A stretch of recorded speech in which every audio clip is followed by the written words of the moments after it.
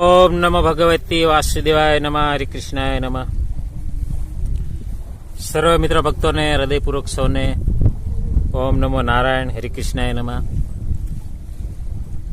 આજે મિત્રો ભક્ત વિશે વાત કરવી છે કે કેવો ભક્ત હોય તો પરમાત્માને પામી શકે.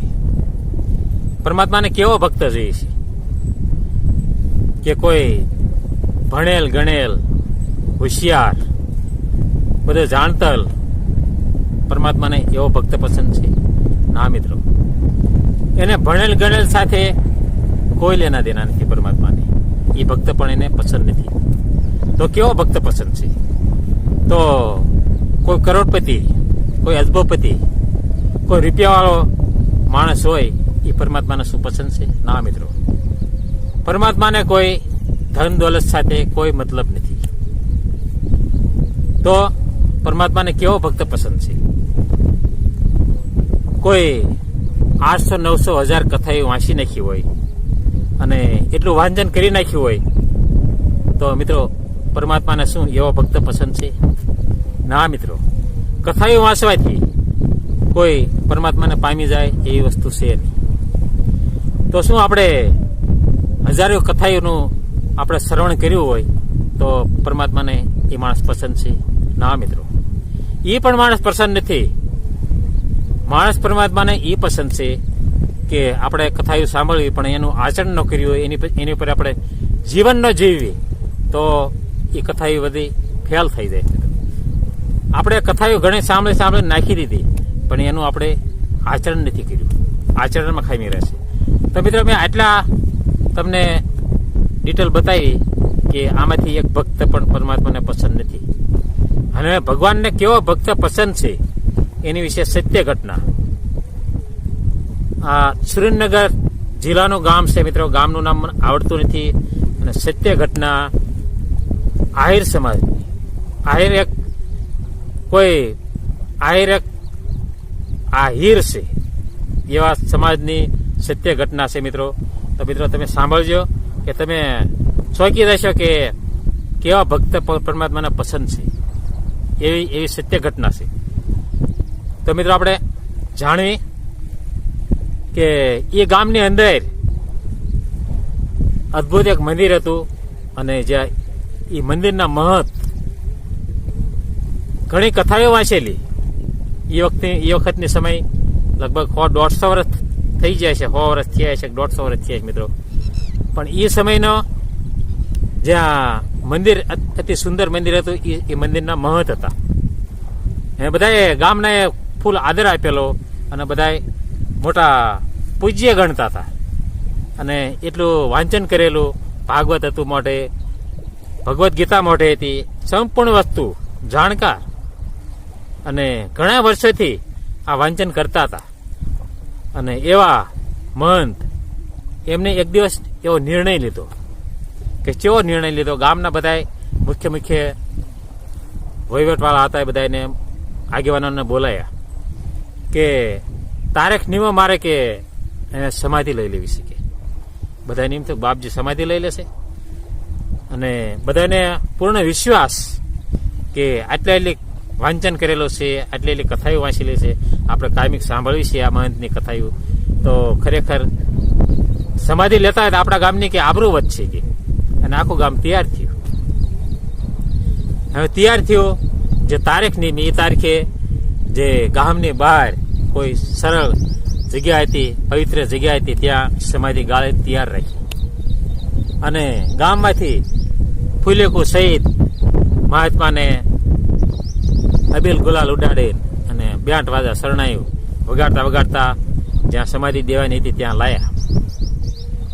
લાયા તા એ મહત જે સમાધિનો ખાડો જોયો ને તા એ મહત હરપાઈ ગયા. કારણ કે બહારનો દેખાવ હતો. અત્યારે આપણે બહારના દેખાવાને બહુ માને છે.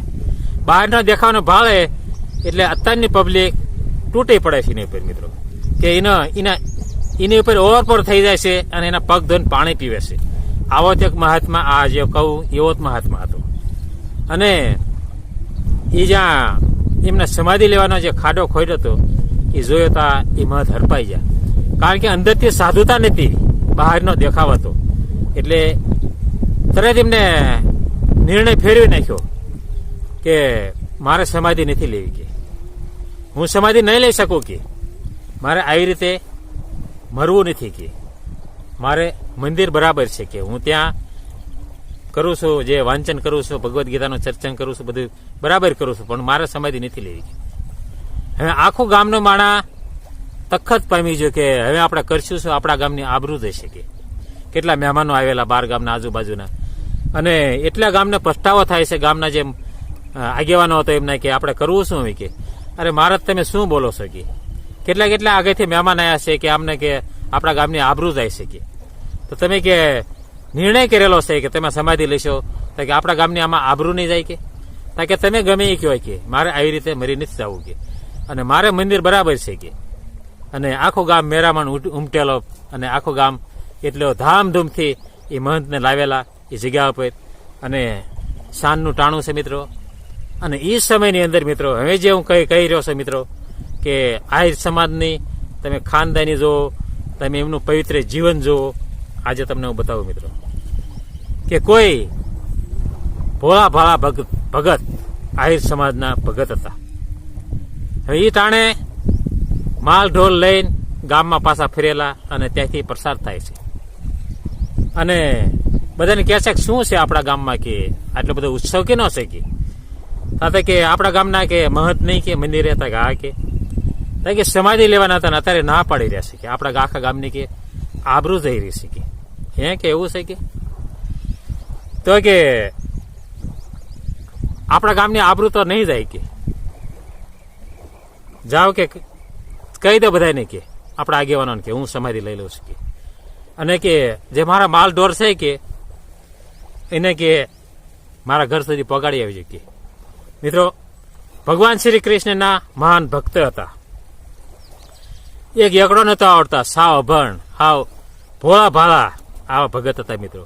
કોઈ ભગવદ્ ગીતાનું જ્ઞાન નહીં, કોઈ ભાગવતનું જ્ઞાન નહીં, કાંઈ જાતનું જ્ઞાન નહીં, હાવ અબોટ આવા આહિર સમાજના ભગત હતા, ભોળા ભાળા.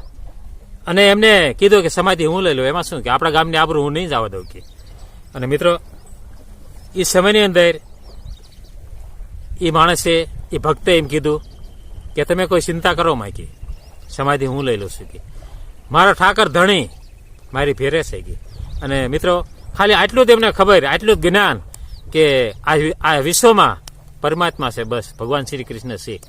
અને આટલો પ્રેમી જીવડો, અને એ સમાધિનો ખાડો હતો, એમાં મિત્રો બેસી જાય એ ભગત. અને 5 મિનિટ થાય, 5 મિનિટ જેવું થયું છે તો એને પ્રાણ આપોઆપ વી જાય મિત્રો. આને સમાધિ કહેવાય મિત્રો, આને સમાધિ લીધી કહેવાય. જીવતા તમે ઉપર ધૂળ વાળી દે એવી નહીં. અને એ મહાત્માએ બધાને ખબર પડે કે આ મહાત્મા જે જય જયકાર થયો એ મહાત્માનો, એ આહિર સમાજના ભગત હતા એમનો. અને મિત્રો આવી રીતે સમાધિ, આને સમાધિ કહેવાય મિત્રો. એ ભક્તે સમાધિ લઈ લીધી, અને આખા ગામમાં એની આબરૂ વિધી, અને આખા ગામની લાજ રાખી આ ભક્તે મિત્રો. આને પૂજ્ય કહેવાય, આને ભક્ત કહેવાય. કોઈ પારણ સાંભળવાથી મહાન નથી બની જવાતું, કોઈ જાદુ સાંભળવાથી નથી મહાન બની જવાતું, કોઈ ભગવા લુગડા પહેરીને મહાન નથી બની જવાતું. આ માણસને પૂજ્ય ગણાય, આ માણસને મહાન ગણાય. આના ચરણોમાં લાખ કોટે વંદન કરવા જેવું છે મિત્રો. એવા આહિર સમાજના ભક્ત એમને સમાધિ લીધી મિત્રો. આ સત્ય ઘટના હતી મિત્રો. સુરેન્દ્રનગર જિલ્લાનું ગામ છે મિત્રો. ગામનો નંબર નથી આવડતો મિત્રો, જરૂર સાંભળજો વિડીયો, સબસ્ક્રાઇબ કરી લાભ કરજો મિત્રો. આ ભોળા ભક્તે ગામની ઇજ્જત બચાવી મિત્રો. જરૂર સાંભળજો વિડીયો, સબસ્ક્રાઇબ કરજો, ફોલો કરજો મિત્રો.